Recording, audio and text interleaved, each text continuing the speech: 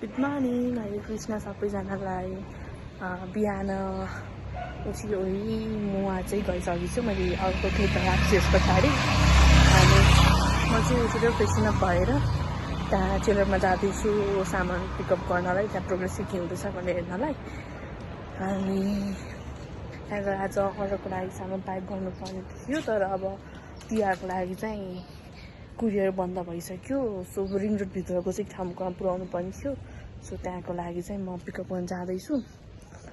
अनि म त्यो लिएर टेलरमा गएर अनि त्यहाँ प्रोग्रेस हेरेर अरू सामानहरूको सिलाउने तरिका बुझाएर त्यो तरिका थाहा भएपछि त्यही पनि एकचोटि रिचेक गराएर अनि म घर फर्किन्छु। त्यसपछि तपाईँलाई भेट्छु है त। म आज जान लाग्छु, उहाँलाई पुऱ्याउनु जानु लागिसकेको छ। अब दार्जिलिङ चाहिँ जाने। त्यो यसलाई चाहिँ उयो झुन्डे त हुन्छ कि यसमा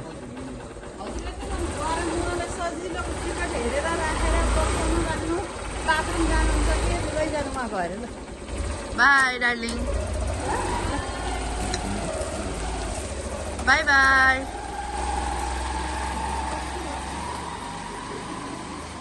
अब यहाँ सामान आइपुग्दैछ।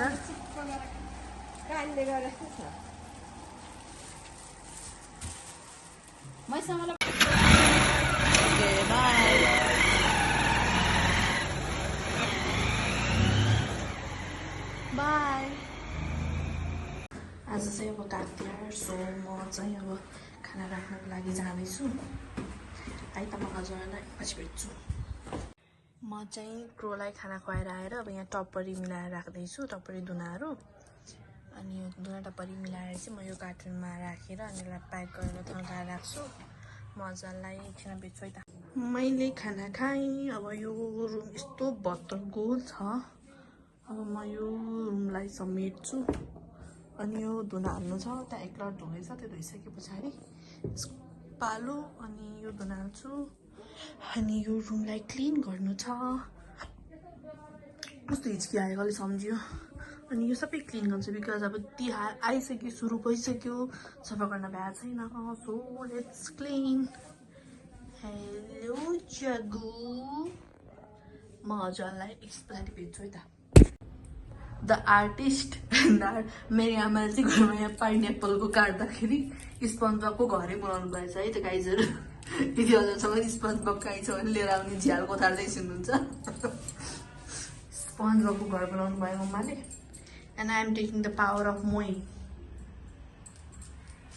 Hello mamma. तिमीलाई यस्तो कला कहाँबाट आउँछ है? कला र कला नभएको मान्छे पो हुन्छ। पोइन्ट। ओके, मजालाई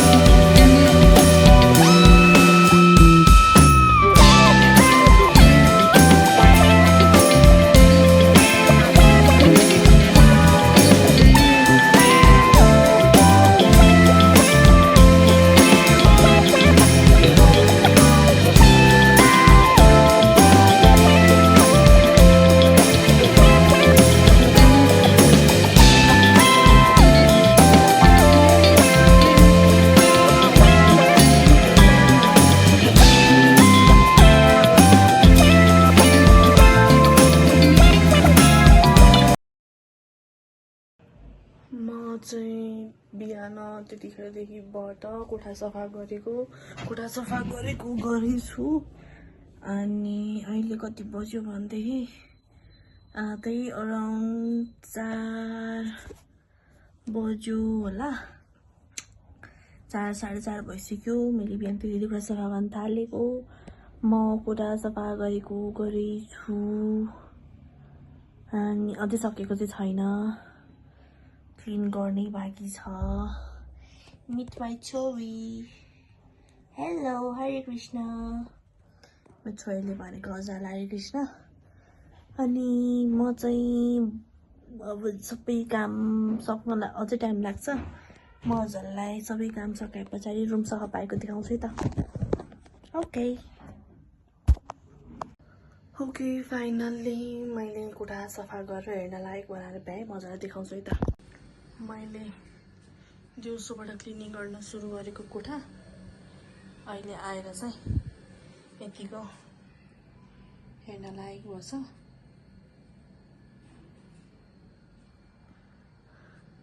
यो कोठामा पर्दा चाहिँ लाउनु पर्ने हो। साझा बत्ती मैले लाइट चाहिँ बालिसकेँ, बट यो पर्दा चाहिँ धोएर सुकाएको छ। सो सुकेको छैन। यो सेकेन्ड लटमा धोएको, फर्स्ट लटमा धोएको चाहिँ सुकिसक्यो दुईवटा। सो दुईवटा मात्रै ह्याङ गराएछु भर्खरै। अनि यो कोठा क्लिन। अनि यो कोठा पनि सफा गरी भ्याइसकेँ। मम्मा पापाको रुम पनि यो पनि एकदमसँगले क्लिन गरेर भइसक्यो। यो पर्दा चाहिँ फर्स्ट लटमा धोएको भएर सुकिसक्यो। It's me tired. अनि अब अर्को भनेको चाहिँ यो कोठा चाहिँ खासै क्लिन गरेको चाहिँ छैन। बिहान अलिअलि मिलाएको जस्तो चाहिँ गरे हो, त्यतिमै छ। अनि there is my Shri Shri Radha Govind Hari Baladev Subhadra माई एन्ड जगन्नाथ निताई चैतन्य एन्ड नरसिंहदेव होइन। अनि यो रुम चाहिँ खासै त्यस्तो धेरै क्लिन गरेको छैन, बट यतिको छ। अहिलेको लागि चाहिँ यति नै हो। अब म चाहिँ बेलुकाको डिनरको लागि आज थुक्पा खाने भन्ने भइसक्यो। सो म त्यो लिनतिर जान्छु होइन। म हजुरहरूलाई आएर भेट्छु है त। मैले चाहिँ चाउमिन लिएर आएँ अनि आरती पनि गरेर भ्याएँ। अब म के गर्छु भने आइम भेरी टायर्ड। अब हेरौँ के हुन्छ। म हजुरलाई देखाउँछु है त। के छ आज हाम्रो थुक्पा पकाउने दिन। ओ माई गॉड, थुक्पा कोदाको ढिँडो हजुरलाई, मलाई चाहिँ थुक्पा अनि थुक्पा। वाउ। म चाहिँ भोलि लक्ष्मी पूजाको लागि यहाँ रङ्गोली बनाउनको लागि कलर ठिक्क पार्दैछु। अनि यो कलर मात्र चाहिँ लास्टै खुस्रो हुन्छ कि यो डब्बा गरेर भर्छ। अनि सो त्यही भएर मैले कलरलाई चाहिँ मकैको अरे चामलको पिठो र सुजीमा मिसाएर यसरी डो बनाएर राखेको छु अहिले। अब यसलाई सुकाउने भोलि बिहान घाममा। अनि त्यस पछाडि यो रेडी हुन्छ है। अनि चाहिँ यसलाई मिक्स गर्दैछु। मिक्स भइसक्यो होइन यो कलर चाहिँ। It's a process. अब यो ग्रिन अनि यो येल्लो अनि यो रेड अनि यो पिङ्क बनाउनु बाँकी नै छ चाहिँ। म बनाउँछु अनि हजुरलाई बनाएर देखाउँछु है त। मैले चाहिँ कलर बनाएर भ्याएँ। ओरेन्ज, पिङ्क, ग्रिन, रेड अनि यहाँनिर डार्क ग्रिन अनि यता ब्लू अनि यहाँ तल पर्पल। मैले चाहिँ भोलिको रङ्गोलीको लागि सबै कलर अलमोस्ट बनाएर भ्याएँ। अब यसलाई भोलि बिहान सुकाउने होइन। अब अहिले चाहिँ यो भयो, प्रोसिजर इज हाफ डन। अनि मेरो हातको अवस्था यस्तो छ, होली खेला छ अनि भुइँ पुरै रङ्गीन भएको छ। अनि त्यस पछाडि चाहिँ हामी उतापट्टि पाइनएप्पल खानलाई गयौँ। अनि त मम्माले पुरानो कुरा भनेर हँसाउँदै दिँदै हामी एकछिन मरि हाँस्यौँ पाइनएप्पल खाँदै। नानी हाँसेको हेर्न सकिहाल्नुहुन्छ, पापा मम्मा सबै हाँस्नुहुन्छ। मेरो पनि त्यही अवस्था थियो। अनि त्यस पछाडि चाहिँ भोलि मन्डे थियो। मन्डेको दिन चाहिँ बत्ती काटेर बाल्नु हुनु थियो। अनि त्यो दिन बेलुका फेरि मन्डेको कुर्ती आएर लक्ष्मी पूजासँगै भएको भएर लक्ष्मी पूजाको लागि मैले चाहिँ बत्ती काट्दै थिएँ, फुलबत्ती। अनि मैले चाहिँ फुलबत्ती अलिअलि काटेँ अनि हात एकदमै पोल्यो त्यो रङ कलर बनाएको भएर। सो मैले अलिअलि फुलबत्ती काटेँ, धेरै चाहिँ काटिनँ, अलिअलि फुलबत्ती काटेँ। अनि त्यस पछाडि मैले हातलाई तातो पानीमा वास गरेँ। देन आफ्टर म सुतेँ। त्यति नै हो यो दिनको ब्लगलाई चाहिँ। म अब हजुरलाई अर्को ब्लगसँग भोलि भेट्छु। मेरो च्यानललाई लाइक, कमेन्ट एन्ड सब्सक्राइब गरिदिनु होला अनि सेयर गरिदिनु होला। हरे कृष्ण, गौराङ्ग नाइट। सबैजना धेरै धन्यवाद।